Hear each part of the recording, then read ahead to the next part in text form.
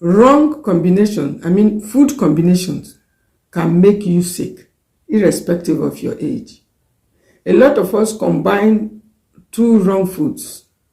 It's good to combine foods that go together because of the synergy that you derive by combining them.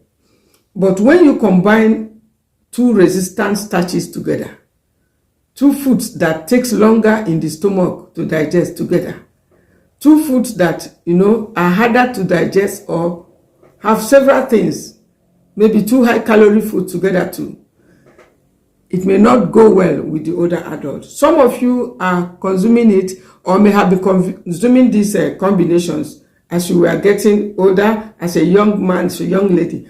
But over the years, things are changing in your body without you knowing it. And so your body may not be able to cope with such foods. And the very common one we are so fond of here in this part of the world is the unripe plantain and peanuts. Now, worse still, when the plantain is even ripe, it's a very wonderful delicacy for growing people. Young, agile people that are still in their active years. You can take it, consume peanut and barley, and get lots of protein and quality energy to keep you going. But over the years, you need to have a relook on these combinations, because many of you are experiencing some form of inflammations, joint inflammations, chronic inflammations, and other forms of arthritis because of this combination. Yes, the unripe plantain, we know, is a resistant starch. It's a source of B6. It's a heart-supporting food. It's a great food, even for older adults. It's one of the foods that is recommended for managing diabetes and those that are even pre-diabetic. And then when you look at peanut is a source of protein and healthy fats. It's a source of some other nutrients like selenium, zinc. It's a brain food too. And then when you now combine the two, it is normal to think that these two makes a good combination because they are quite filling. And besides that, they taste wonderful, they taste great. But then, your body, if you're in your 50s, 55, 60s, your body may not be able to handle these two foods together as it used to many years back. And that is why you need to separate them. You need to consume them separately if you want to enjoy yourself without experiencing inflammation. And better still, if you want to combine, if you want to have the peanuts, for instance, you can take it with low-calorie vegetables like cucumbers, cabbage, carrots, and foods like that. Then when you want to consume the unripe plantain, you can have it with sauce. It requires fat for digestion. Olive oil is okay. If you can take it with olive oil, wonderful. But in the absence of olive oil, you can use the real peanut oil. The real peanut oil, not the processed one. The real peanut oil. You can make a sauce out of it. You can add low-calorie veggies like green bell peppers. You can add your cayenne peppers there, your onions, your garlic, even tomatoes, and make a sauce to consume your unripe plantain, remembering that it is also carbohydrates.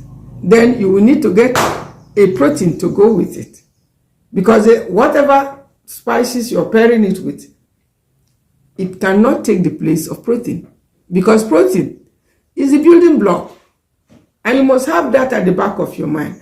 And there is no ailment that you can manage effectively. There is no ailment that can reverse effectively without you bringing in quality and sufficient daily protein into your diet. And so even in consuming the unripe plantain separately, you need to get protein to go with it.